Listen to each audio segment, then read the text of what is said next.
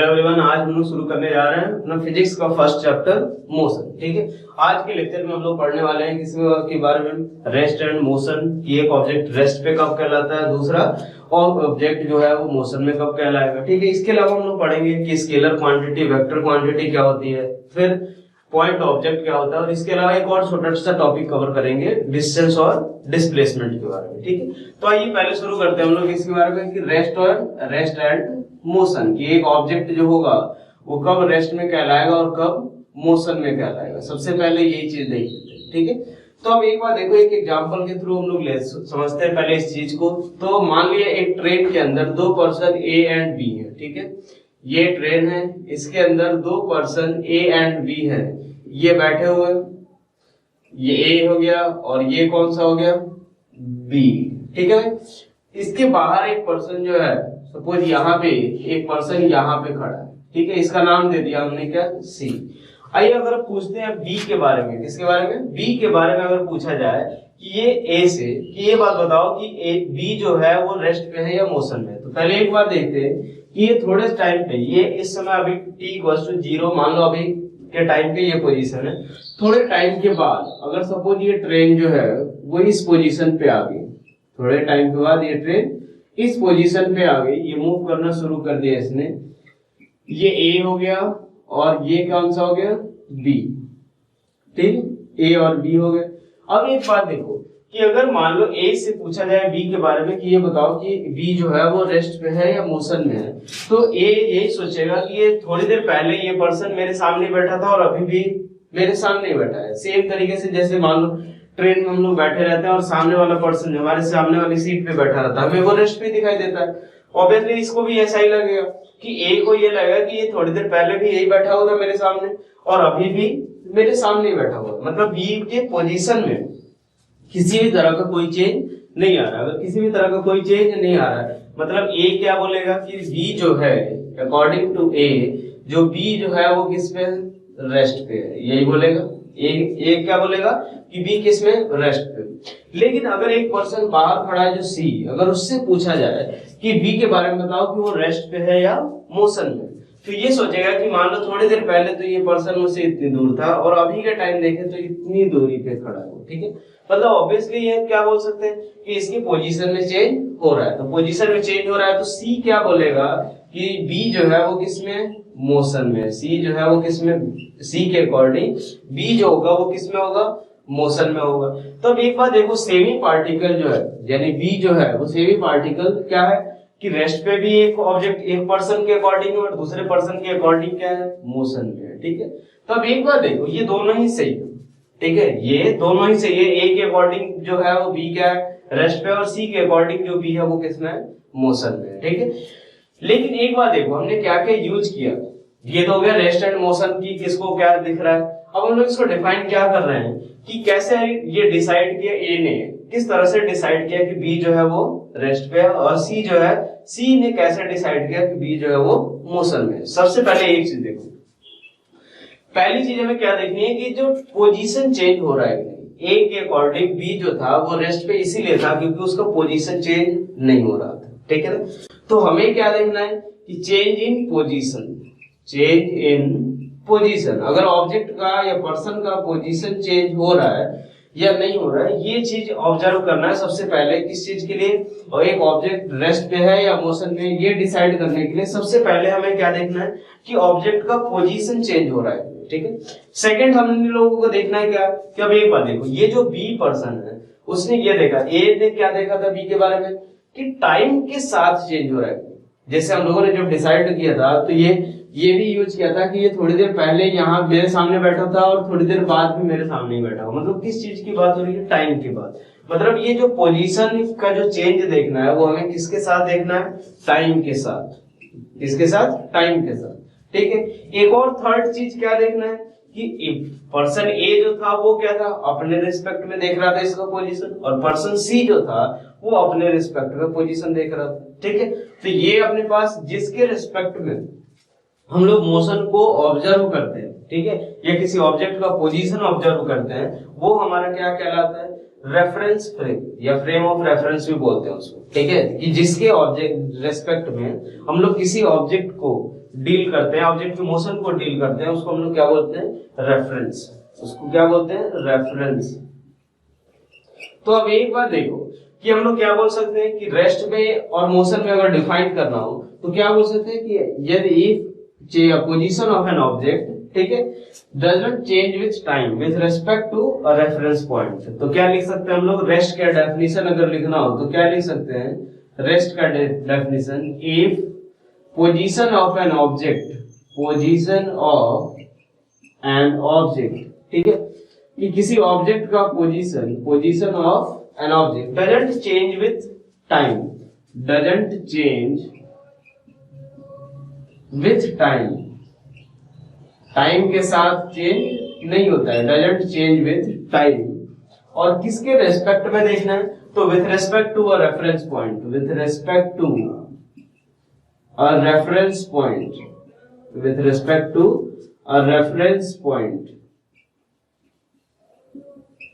तो ऐसे ऑब्जेक्ट को क्या बोलेंगे कि वो ऑब्जेक्ट किस में रहेगा? रेस्ट में। Then object is said to be at rest, then object is said to be at rest, object किस में रहेगा?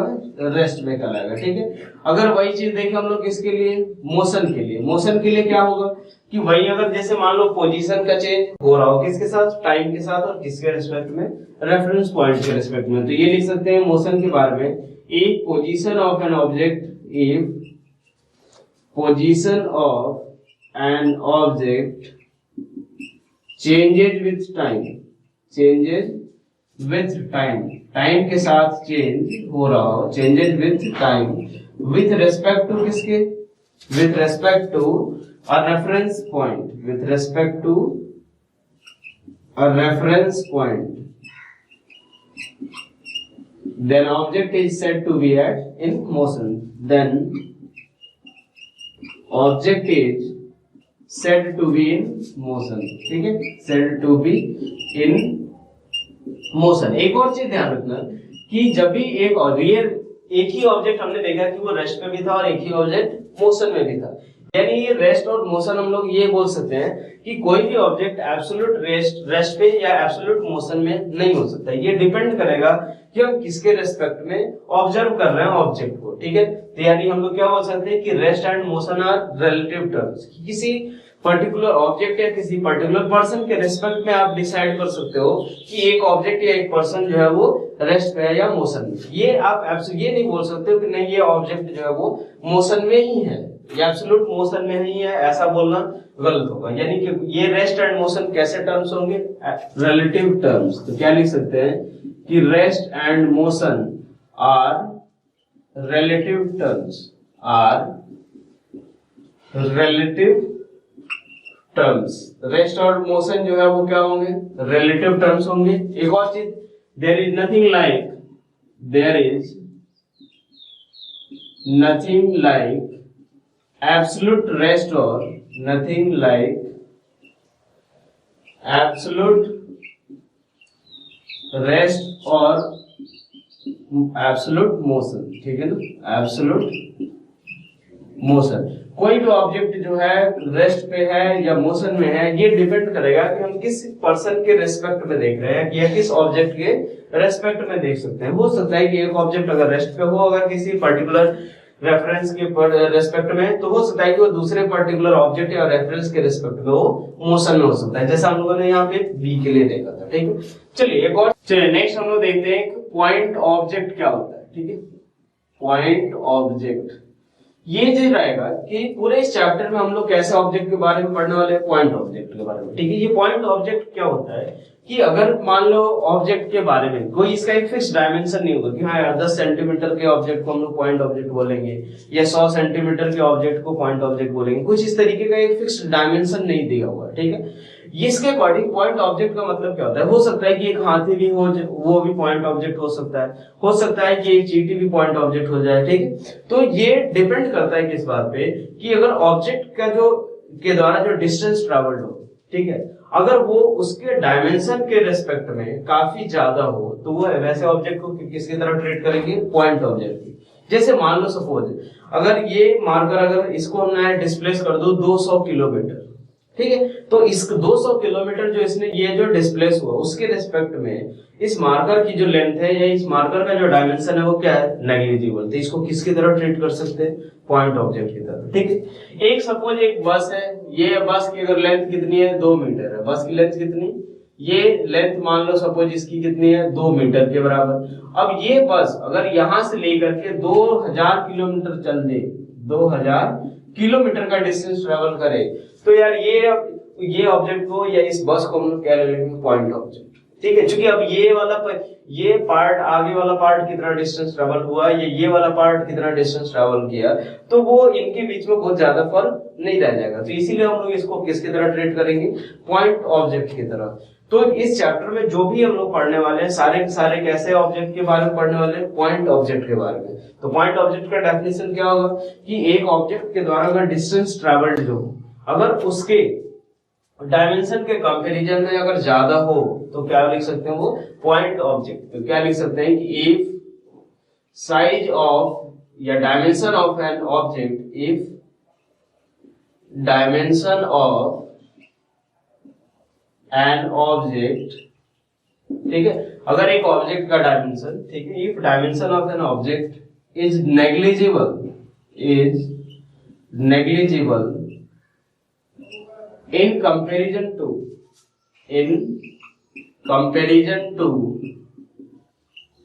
distance traveled by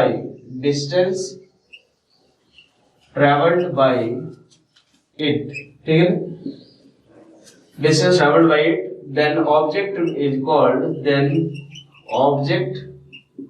is called point object. वैसे ऑब्जेक्ट को हम लोग क्या बोलेंगे, पॉइंट ऑब्जेक्ट। ठीक है। जैसे मान लो ये बस था, अगर 2000 किलोमीटर जा रहा है, इसके डायमेंशन अगर मान लो इसका डायमेंशन 2 मीटर, तो इसको बोल सकते हैं। ठीक है। एक और चीज देखो, नेक्स्ट हम लोग थोड़ा सा क्वांटिटी के बारे में भी पढ़ लेते हैं। क्योंकि जो भी क्वांटिटी हम लोग पढ़ेंगे, जो भी फिजिकल क्वांटिटी हम लोग पढ़ेंगे, उसका एक बाइफर्केशन भी करेंगे कि स्केलर क्वांटिटी है, वेक्टर क्वांटिटी है। ठीक है। तो पहले हम लोग देख लेते हैं कि फिजिकल क्वांटिटी क्या होता है। ठीक है। फिजिकल क्वांटिटी होता क्या, फिजिकल क्वांटिटी का मतलब क्या होगा, ठीक है, कि कोई भी चीज जिसको अगर हम लोग मेजर कर पाते हैं वो सारे सबको हम लोग क्या बोल सकते हैं, फिजिकल क्वांटिटी। अब एक बात देखो, क्या ऐसा होता है कि जैसे मान लो सपोज चेयर को मेजर करते हैं, टेबल को मेजर करते हैं, या एक पर्सन को मेजर करते हैं, तो ये टेबल चेयर जो होते हैं वो फिजिकल क्वांटिटी नहीं होती। ठीक है।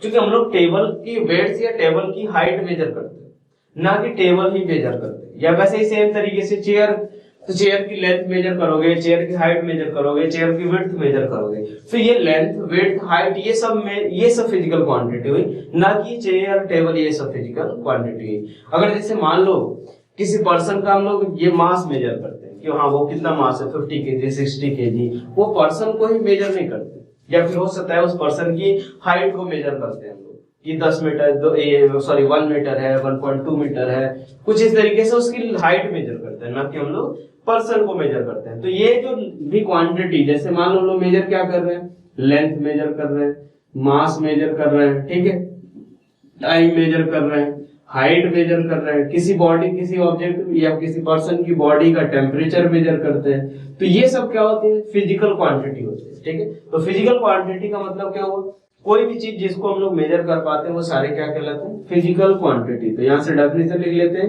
Anything which can be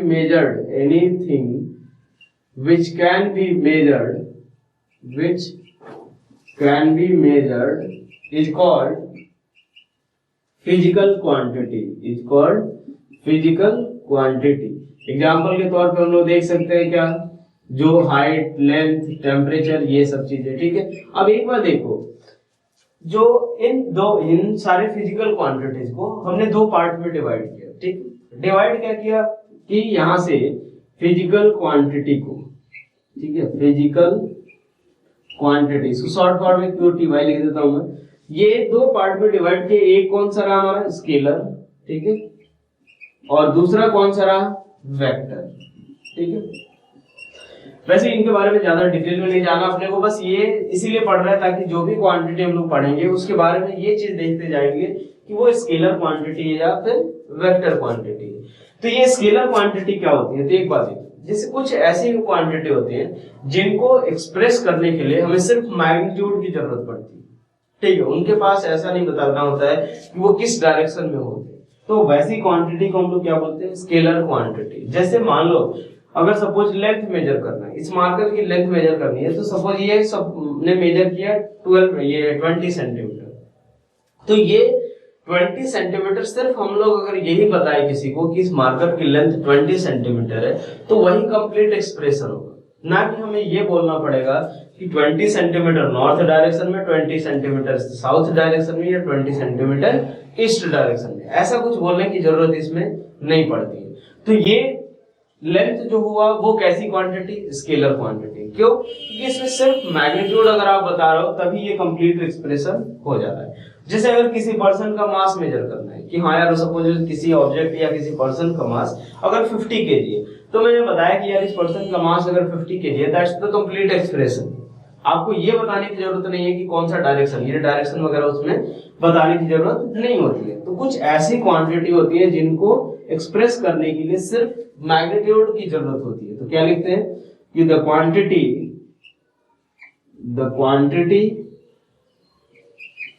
which has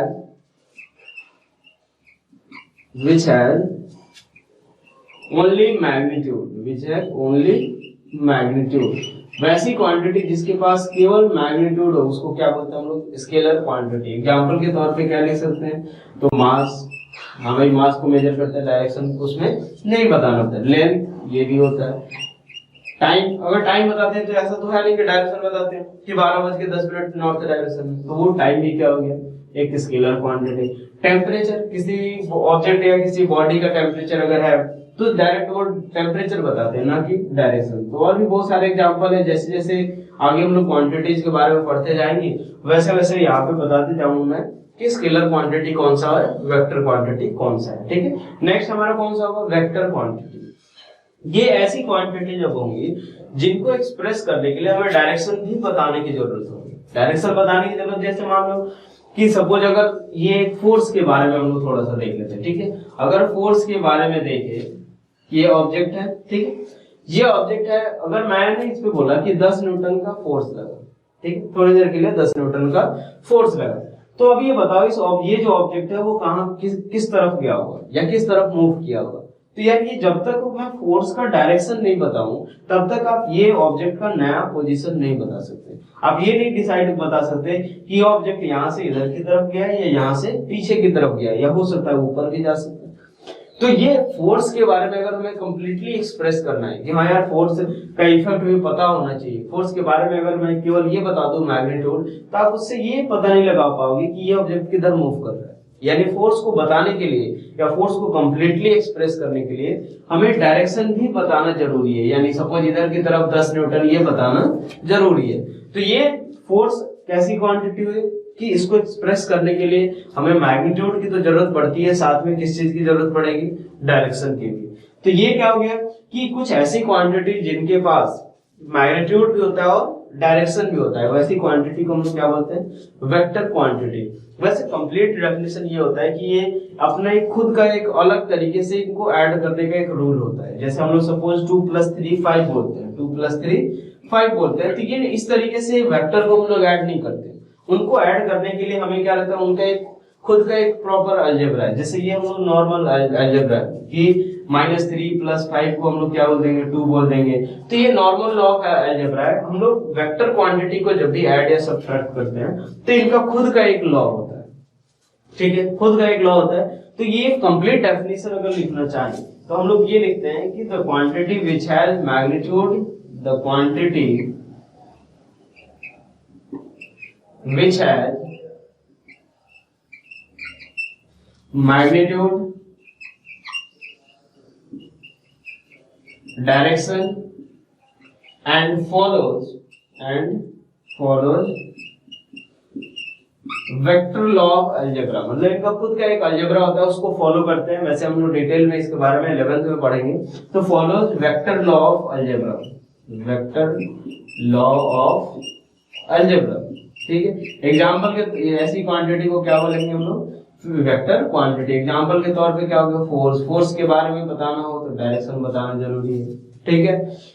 चलो और भी धीरे धीरे और भी हमें क्वांटिटी मिलती जाएंगी, उनके बारे में मैं बताते जाऊंगा कि कौन सी स्केलर क्वांटिटी और कौन सी वेक्टर क्वांटिटी। चलिए अब नेक्स्ट हम लोग शुरू करते हैं कौन सा कि डिस्टेंस और डिस्प्लेसमेंट क्या होता है। ठीक है।